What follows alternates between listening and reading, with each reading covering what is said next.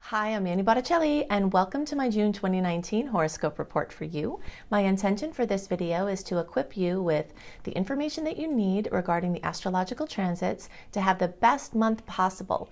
I will give you information about things that are occurring in June that will affect your sign and the general transits that will affect you, at the same time as understanding cycles that are at play for a much longer period of time to put everything into context to let you know what you're working with this month.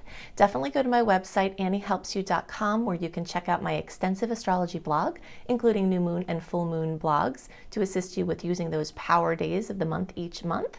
Also, if you'd love to sign up for my astrology apprenticeship program, if you resonate with how I teach and you want to learn, you can definitely check that out at anniehelpsyou.com, as well as book a live reading. If you are looking to transform your life, check out my book, Radical Prayer, Transform Your Life in the World in 28 Days. It's a wonderful little affirmation prayer book that is super powerful and positive to help uplift you. So you can check that out on Amazon or at radicalprayerbook.com. So what's going on for you this month? I'm going to go into the details for your sign. I'm going to also pop in at some point the astrology charts that I'm looking at, so I can show you for the early, middle, and late degree placements, depending on where you are in the sign, how there could be some differences and what things are the same for every member of the sign. And also we'll talk about the general transits that will absolutely be affecting you and how you can best use those energies. So let's see what's going on for your sign now. Hello, Taurus friends. I'm excited to share my insights for June 2019 with you for your sign. This is going to be a wild month. The eclipse energies are really starting to ramp up. In May, we might have started to see some of these manifestations, but June is prime time for eclipse changes and drama, and in many cases, relief. So I'm calling the theme of the month for Taurus, relief in these areas. And I'm going to show you in detail on the charts where that solar eclipse might bring you some relief, but I am going to give you a little summary as well. The areas of communication and transportation and money are strongly accentuated for Taurus placements. I'll go into specify between early, middle, and late degree placements what that looks like, but the solar eclipse can bring in that new car, that new bike, that new device, that new computer, the new communication, the new money, the new income source that you've been looking for. So I want to talk about those details. I'm going to talk at length about these eclipses. In general, we still have kisses coming in as Venus moves through Taurus the rest of the way. Most of you had those Venus kisses in May, but the rest of you who didn't get that, the later degree placements, you're going to have more kisses from Venus, which rules love and money and beauty. So we've got that going on. And as the planets move into Cancer, they make beautiful aspects with your Taurus placements. Also, the eclipses, both of them, are going to occur in beautiful angles to Taurus placements. So I will go into details about what that looks like when we look at the visuals on the charts. I'll track that for you and show you the different degrees. But just to understand the overview of the month, I think in general these eclipses have the potential to be overridingly positive for you all. There are going to be some surprises in there and some endings that you don't want and that are definitely not positive. We don't know how it's going to manifest for each individual. But based on the angles that are occurring between Taurus placements and the eclipses, they're all positive angles. So that increases the odds that this eclipse will be amazing, or this eclipse season will be amazing for you. It might be a little awkward and have some resistance to letting things go, and a little bit of awkwardness from the Gemini energy, which is a little bit more busy and more mental and less methodical than Taurus energy tends to run. But overall, just lots and lots and lots of awesomeness, I believe, in store. So I'm going to give you an eclipse tutorial to help you better understand the years that this eclipse cycle occurred before, so you can look back to those times and see themes that occurred then, so you can see how that might look for you at this point. Also, some other things to expect from eclipses, and then I'll drop the charts in, show you the different angles between the eclipses and what houses you can expect the fruition, the drama, the surprises, and the new energy to come in. And then we'll talk about the general transit report. That will include my favorite dates of the month to do important things and some other things you need to know about the month. So let's start with the eclipse tutorial and then follow with the rest from there. So I want to give you a little eclipse tutorial, and that will help you to better use the energy that we're going to talk about specifically for your sign as to where the eclipses are hitting. But general understandings of what you do with eclipse energy, how it manifests. I also want to talk about this particular eclipse cycle, the Cancer Capricorn eclipse cycle, and give you a framework for when it's happened before and what kind of things you can expect based on what happened at those times, okay? So, solar eclipses tend to bring in new energy, new opportunities, new directions. There's a solar eclipse on July 2nd, and that's going to be at 10 degrees of Cancer. We'll go into the details about where that's looking for house placement soon, but just in general, it's in the energy of Cancer. Okay, so new beginnings in that energy. The lunar eclipse is happening on July 16th at 24 degrees of Capricorn. Okay, so lunar eclipses tend to bring something to a culmination, like it's been building, and well, now it's arrived, or it can end something, remove something, eclipse something out.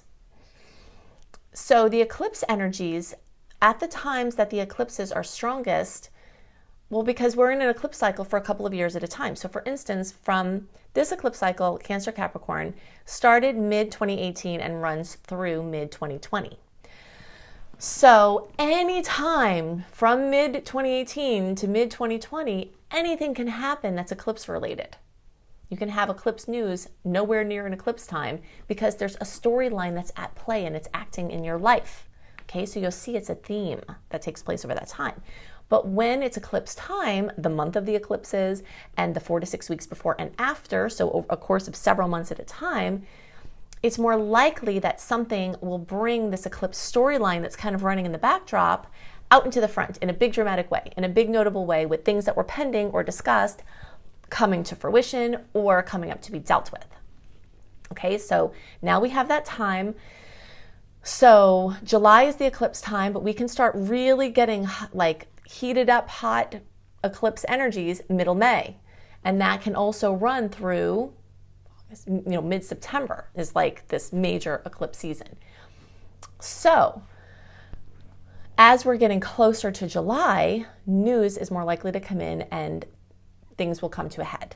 Okay, so that's the first thing to know. The second thing to know is that think back to like 2009 to 2011 and think back to 2000 and 2001 because those were the last times that we had the Cancer Capricorn eclipse cycle. So you can think about the themes that have been going on since mid-2018. Think about what happened 2009, 2011. Think about what happened in 2000, 2001, and those are the kind of themes that are likely to come up again. Now, I know I'm going to get this question, so I'm just going to address this here. Yes, we did have the credit, housing, financial debacle of the century in that time frame of 2008, 2009, 2010, like around there. There was quite a lot of strife in a lot of sectors, and many people had dramatic losses of house, home, work, things like that. So is it possible that those energies are going to come back in again? Yes, absolutely. Is it going to manifest that same exact way? Probably not, because there were other factors going on in the world that contributed to what that looked like. And there were different factors at play that created that bubble that then popped, than are at play now. But definitely storylines similar to that. If you think back and you were moving house or having things involving housing or moving or home or work or expanding work or family and like all of that, those kind of things are going to definitely be current. And the other themes that occurred that aren't related to those areas of life are very likely going to come back into the forefront. And those are going to be dependent on the sign, which we're going to go into more details about. But I just wanted to give you this storyline, like, okay, this principle of energy not ever disappearing or being made new, that there's this finite amount of energy, but it's changed around. It just changes form. Is very evident at eclipse time because something is removed and something is put in. And sometimes you get the new thing put in before the other thing's removed. Sometimes they happen at the same time. Sometimes there's, staggering where you like have the thing taken, there's this gaping hole and you're like, where's the thing to fill the energy? It hasn't come in yet. It takes a little time. The way I commonly see this as like a really good eclipse example is like a child is about to be born and then a grandparent passes away, So like in that same amount of time, this representative of family energy dissolves into another form, takes the form of a kid, And it's like, okay, so now this energy is present in that form. So that specific example will happen in a lot of cases, but there's so much more to it than that. So, just be on the lookout for the things that want to fall away, and the degree to which we can let those things transition away are going to affect how we can embrace the new things. One thing that I do recommend that you look into is a homeopathic remedy called gelsemium, Gelsemium. Okay, I'm not a doctor. You don't have to have a license to work with these. You can find it on Amazon or at a health food store. Gelsemium is a homeopathic remedy that is traditionally used for stage fright, but it's also used from a more, if you're looking at the energies of the components, it's more having to do with showing up for the things that are expected from you and showing up for the things that are unavoidable. So even like midwives will give this remedy at childbirth when the woman is showing up for like the big show, So just think about the gelsemium and look into that, because it could help those things that are happening, just to kind of release the fear around stepping into your new life that wants to show up. Okay, so let's look at where in the chart these changes are likely to occur. Okay, so to best use the information that I'm going to give you, it's important for us to determine whether you're an early, middle, or late degree Taurus placement. Some of the things we talk about will be true for all Taurus placements, but in the event that we have to differentiate out, I want you to know where you're at. So, early degree Taurus placements are basically April born or 0 to 9 degrees, middle around May 1st through 10th or 10 to 19, and late around May 11th through the rest of the sign or 20 to 29 degrees. The sun moves into Taurus on a different day in different years. That's why it's not as easy to say exactly. Some of these are estimates, but the closer, wherever you group into the closest is going to be accurate. And if you group by degree, if you know your degree, that will be accurate. Okay, so let's see. Get that out of there. So I was saying that I'm excited about these eclipses for you because, and we'll just use, let's use the middle degree chart to talk about this, but this is going to be for everybody. The solar eclipse is at 10 degrees of Cancer. So Cancer makes a 60-degree angle with Taurus placements. I always call the 60-degree angle the ingredients on the counter for the pie angle because you can have all the ingredients on the counter to make a delicious dish. But if you come back in the kitchen and get all aggravated that the dish wasn't made, you have to make the dish with the ingredients that are there. So you have these ingredients, but you usually have to do something with them. But it's still a sweet angle, and it brings in sweet opportunities and sweet outcomes. So the eclipse is going to be in a sign that's at a sweet angle to yours. So that definitely can help to be more supportive for your placement. Now, of course, what we're not factoring in here, which is very critical and is the limitation of general horoscopes, is that we don't know what other planetary placements you have in your personal charts. So the eclipse could be in a great angle to some Taurus placements, but other placements in your chart could be challenging, and that could bring challenges that aren't accounted for here.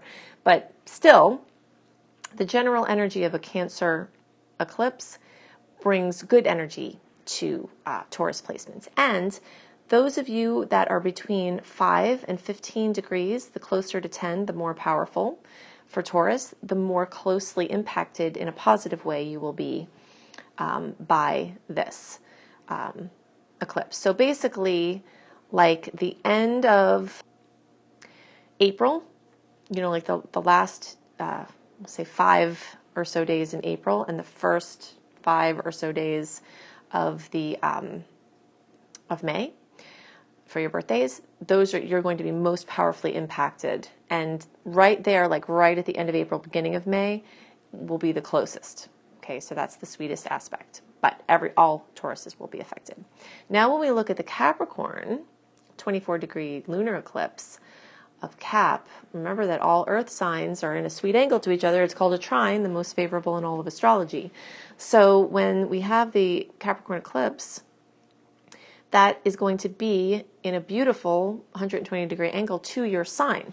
Now for you all, 19 degrees through 29 degrees, you're going to have the most sweet aspects. Now, all of you will have positive potentials, but those of you in the later designation, late degree people, so early and middle, you had more of this other one, but the later ones here, and then the closer to 24 degrees, the most impacted from that eclipse.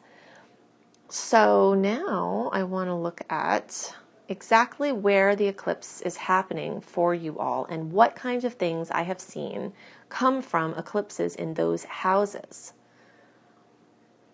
Okay, so it's with events like eclipses that you can really see why I designate out early, middle, and late, because the charts are different enough to have a different impact in the chart for events like this. So if we look in the early degree chart and we place the 10 degrees of Cancer, right as we start the month, Mars is at that point that the eclipse is going to be in July, which we will definitely be feeling in June, which is why I'm talking about it now. So third house for early degree placements, and then it's going to either be third or second house for middle degree placements. So you see this, the polarity that's most being affected for early degree placements over this eclipse cycle that runs between 2018 and 2020 is going to be the third and ninth houses. But when you shift to a middle degree chart, everything shifts over. You see how like these things shift over to the right? You can kind of see like planets that are here. When you go into the middle chart, they're here. When you go into the late chart, they're here. So the eclipse, the place the eclipse falls, changes. So the eclipse stories for all of 2018 through 2020 is not only 3 through 9, and we'll talk about what these houses mean in a second, we just have to lay the groundwork. But you middle people also have 2nd and 8th houses at play. Then when you look at the late degree placements, your primary experience of this whole eclipse cycle, not just the ones happening now, is the 2nd through 8th. So you late degree placements, you are going to have the 3rd and 9th house as well factored in, but it's like a ratio. It's a difference in the ratio. So if we go back here to look at the early degree chart,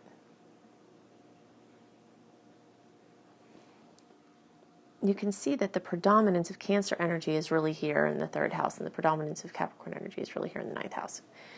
This is going to shift a little bit depending on what your exact early placement degree is. So the later you are in the sign, the more you start to have some energy of the 2nd and 8th house. But it's going to be to a small degree. So the 3rd and 9th would be primary, the 2nd and 8th would be secondary. For your middle degree placements, you have like an equal weight of these 4 houses. And then the later degree placements, you're going to have more of a predominance of the 2nd and 8th with also storylines of 3rd and 9th, but the 2nd and 8th are primary, and then the 3rd and 9th are secondary. See, so to me that makes a difference because I'm an astrology teacher and I want you to know that. If we were making things simple, we would just say, and we are going to now simplify it now that I've gotten into the technical, that the storylines that are happening for all early, middle, and late degree Taurus placements are the 3rd and 9th and the 2nd and 8th. But you wouldn't really know about the 2nd and 8th polarities from what astrologers usually talk about, because Cancer rules the third, technically rules the 3rd house, quote, rules the 3rd house, and Capricorn, quote, rules the 9th house. But that's like from a very limited standpoint if you take into consideration the changes in the chart as you change, the degrees. All right, so now what does this mean? So we've already gone over at length what eclipses can bring, the dramatic endings, beginnings. So new energy in transportation, in communication. So for a lot of people, this will mean new devices. And even though these eclipses are in July, if you have to get a new device or a car, June is so much better for that. especially the first 3 weeks in June before we start to get into the Mercury shadow period. So new mobility, new getting around, new communication skills or habits. And for many of you, this is going to be more money. The second house, new energy in the second house, a lot of times means new streams of income, new values that makes you stretch the money you have more. Basically, or another stream of income is how I see this happen a lot. So you could have your job and then all of a sudden another stream of income comes in, or you could be without a job and then a stream of income comes in, or, something happens where you're actually making more money. For some people, material items that have been desired can come in from this. New energy in the second house can be a new material thing that you love. The coming in of a house or jewelry or a device or something that you really love. Or a sustainable project, something where you're living more sustainably, and that's the material focus that you are choosing for that end of the spectrum. So a lot of energy around money, communication, transportation. For some of you, this will manifest, and I'm using the early chart, but this is true for all of you, will manifest as a new relationship with siblings or cousins or aunts or uncles, or a new project that you're working on with them, because those relatives are also in that house. So then where the energy is eclipsing out is the 9th house and 8th house. So the 9th house energy is philosophies. It's how you are looking at things. It's belief systems. And of course, what you believe factors into what you create. So changing a belief system that allows you to make more money is a nice example that I've seen. You do some inner work and you have a breakthrough, and then all of a sudden something you believed before you no longer believe, and now you have that money. I guess there's any number of examples, but it has to do with the collapsing out of a belief system that was causing you to have a certain experience, and now it's changing it.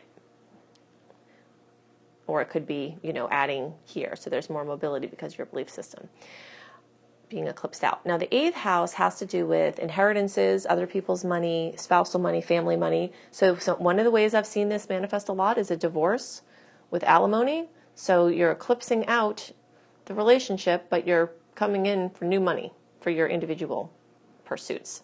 It could be that you get a loan, that's 8th house, and then it goes to your second house, or it causes you to be able to buy something in the 3rd house, the devices or transportation or things like that. So getting access to money or paying something off, sometimes clearing up of debt or dealing with a debt or issue with taxes or something like that. But in general, the energy is moving from relationship to individuality. So healing issues of codependency, having more autonomy in your relationship space. And for some people, just the ending of a relationship that allows you to spend more focus on yourself. But it could just be the closing of a chapter within a relationship where you get to have more autonomy but still stay in the same relationship. A lot of people will experience that as well. Sometimes I've seen the energy of someone who's traveling a lot internationally, then they start to travel more domestically, because the 9th house is more like long distance travel and the 3rd house is more local. So kind of like grounding in a little bit. Some people will experience the opposite of that because, these polarities at play, they just shuffle energy around. That's what's happening, is energy shuffling from here and shuffling from there. And throughout the eclipse cycle, they're moving back and forth. But this time is very much about favoring the individual energy, establishing certain things for you individually and, your mobility and trying to help your dreams to take flight with more information, communication, and money. Okay, so I just want to show you in a little bit more detail here, really quick, before we go on to the next piece, about how this shifts. So this lunar eclipse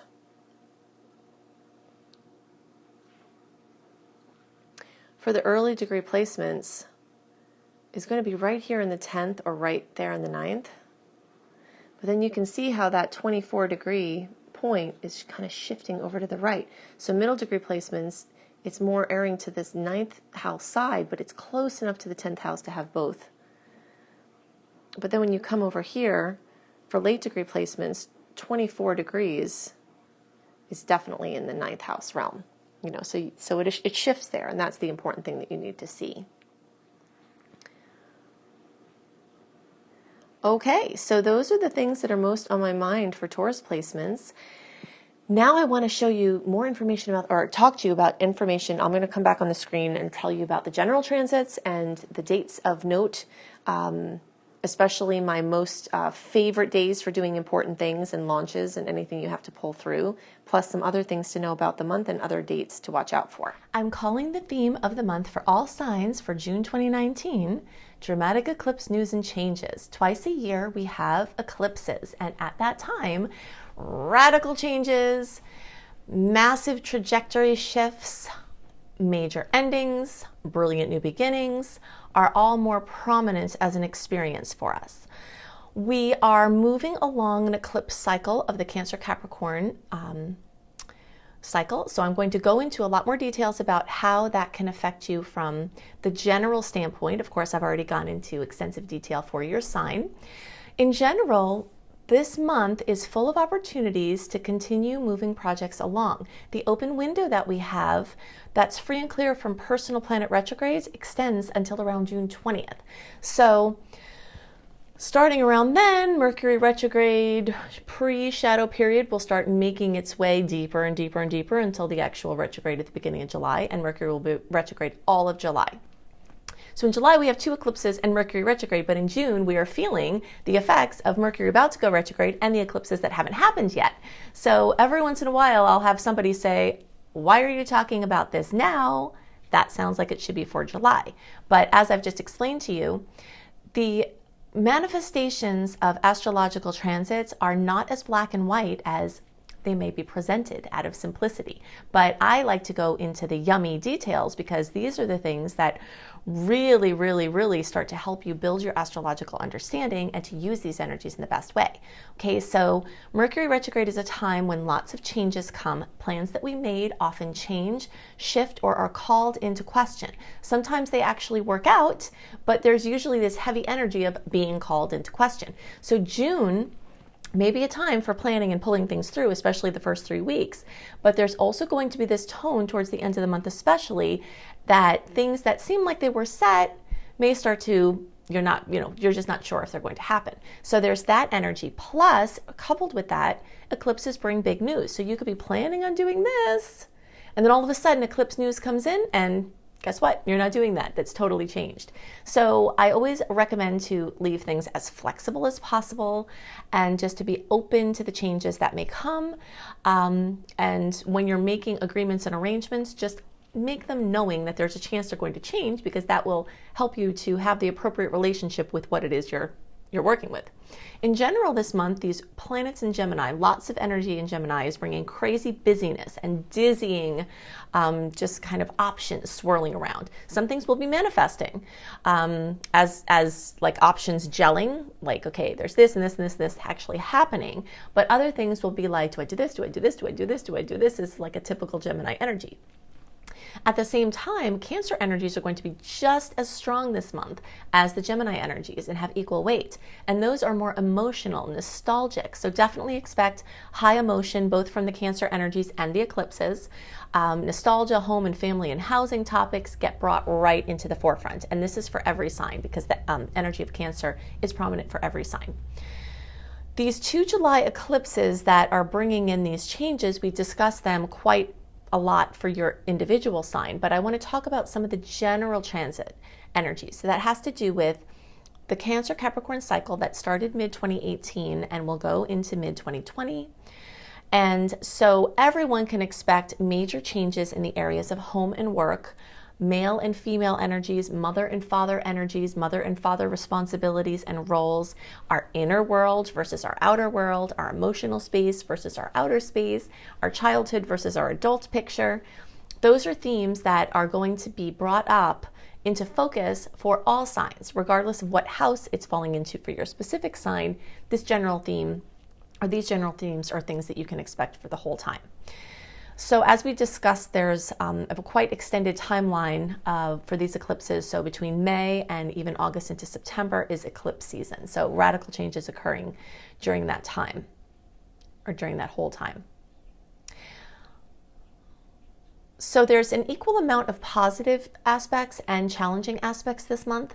And because of that, it's really your attitude, perspective, and inner work that can change, like can tip the scales as to how you experience this month. Okay, so with all things being equal, like, oh, dicey, oh, great. If you're riding the line, how you're seeing things and how you use the things that come in are going to really change how you experience this month. So you have a lot of power in your hands, but it is going to take some work on your part to try to frame the things that are occurring to stay on the positive side. Because if you slip into the victim mode and feel like life is happening to you, it's going to be a lot more difficult to get the gold from this month. I'm going to hit a couple of highlights about some specific dates to note.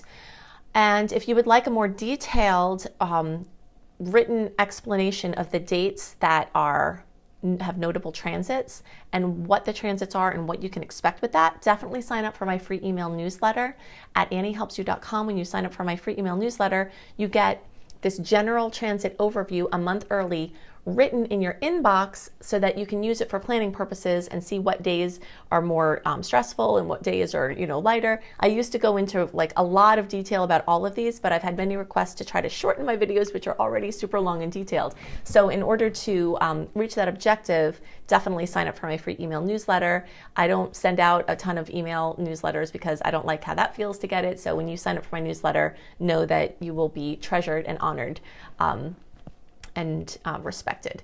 So I'm going to go into, let's see, a few here. June 2nd, like really actually the first several days of the month are my favorite days of the month to do anything important. It might just have it that you have to do these important things on other days, and that's totally fine. But if you can plan something, if there's something that you're planning, something that you have, an intention to do ahead of time, this early part of the month, like the first 3 or 4 days or so, is more sweet and uninterrupted by the intermittent challenging aspects than any other time in the month. Because the rest of the month, it's like sweet, dicey, sweet, dicey, sweet, dicey, right on top of each other, often on the same day. But this little cluster right at the beginning, you're in this free time, free from personal planet retrogrades. You are in this time where the aspects are sweet. You've got the new moon on June 3rd in Gemini. This is a month where a lot of travel opportunities are going to abound because Gemini energy is prominent. New moon in Gemini and full moon in Sagittarius are all things that tend to bring travel and opportunities for expansion and moving around. Okay, so try to do your important things in the beginning of the month if you can help it. Otherwise, I always say intuitively align your actions with the energy that you're experiencing. Because what happens, again, it's like people want to have a black and white answer and say, is this a good day or a bad day? The answer is, we don't know, okay? Because it depends on how you experience it. A lot of these aspects you can feel, even though they're happening on one day, you can feel them up to 5 or a week or longer before they happen. So they're mixing energies, just like mixing flavors in a meal.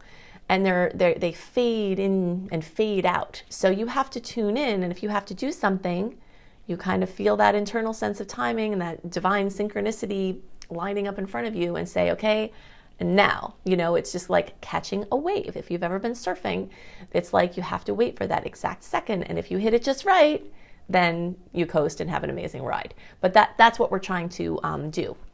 So no astrologer and no horoscope in the world is going to be able to give you all of the answers that you need. You need to tune in, given the information that you're given, and find your own way according to how energy is moving through you. Because there could be a transit on a day that's amazing, and in your personal chart, which we can't see from the general chart perspective, you could be having a challenging lineup. So, you just have to follow your flow. Okay, so beginning of the month, awesome. New moon on June 3rd, time to make your new moon wishes. And I have a blog about the new moons and the full moons on my website to help you best use those days. So if you want to see how you can best use your new moon and Gemini wishes, you can do a search for new moon and Gemini Annie. I think if you even just do that on any search, it will come up. That blog will come up. Okay, so we have a lot of stressful aspects this month, oppositions and squares, which are putting pressure on a situation. Okay, so for some people, this could be crunch time to make something happen. For some people, this could be an interference with plans that were made or an interference with certainty that you had.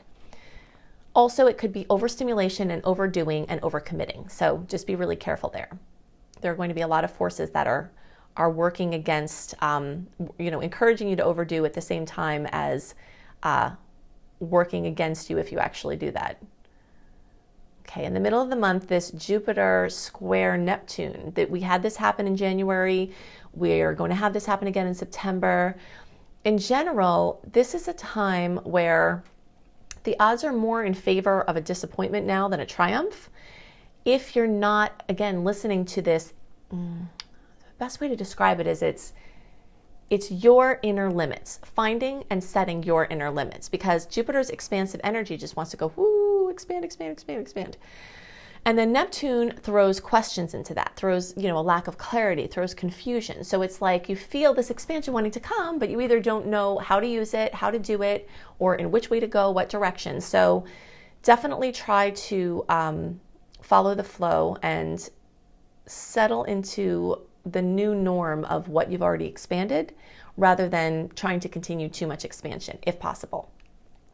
This full moon in Sagittarius at almost 26 degrees on June 17th will bring fullness, completion, fruition to all things Sagittarius. So anything involving teaching, learning, international travel or business, different countries, different cultures, different languages, spiritual pursuits, anything involving the church, if you're, whether it's a specific church or just spirituality in general. And a lot of trips or information about trips or gelling of trips could come at this time, or education opportunities. Okay, look out for that whole thing of the overdoing, like I talked about, especially around June 23rd. This could be like where too much of a good thing occurs. When there's an opposition with Venus and Jupiter, or with anything in Jupiter, Jupiter tends to be more benevolent in its opposition form. So this is something that could be just like too much of a good thing. So, overdoing, try to guard your immune system. And if you're watching your money, then be extra careful right now, because your drive to splurge will definitely be more. So if you're on a budget, be careful of the elated energies that could occur at this time, because you could go on a spending frenzy and it could take you off track. Okay, so in general, those are the things that I most wanted to talk about. There are lots more details, as I discussed, but in order to try to keep this brief and focused, I've just hit some of the highlights. So definitely go to AnnieHelpsYou.com. If you'd like to book a live reading, you can do that there. You can also book a reading with my apprentice, Marilee. And Marilee is amazing. So you can see more about how to connect with her on my readings page at AnnieHelpsYou.com. You can check out my extensive blog. If you'd love to have written horoscopes from me, you can go to cozybysweetstarlight.com. And I do written horoscopes a month ahead, sometimes talking about different things than we talk about in the video. So you get a more extensive view and a written version there, plus lifestyle blogs. And definitely check out my book, Radical Prayer, Transform Your Life in the World in 28 Days. You can see that on Amazon, and you can buy that internationally. It's also can be available and ordered either, if they're not already, at booksellers across the world, or you can see it at radicalprayerbook.com. So I hope you have a wonderful month. I hope the eclipses bring you good news and lots of chances for wonderful transformation, and I'll see you next month. Bye.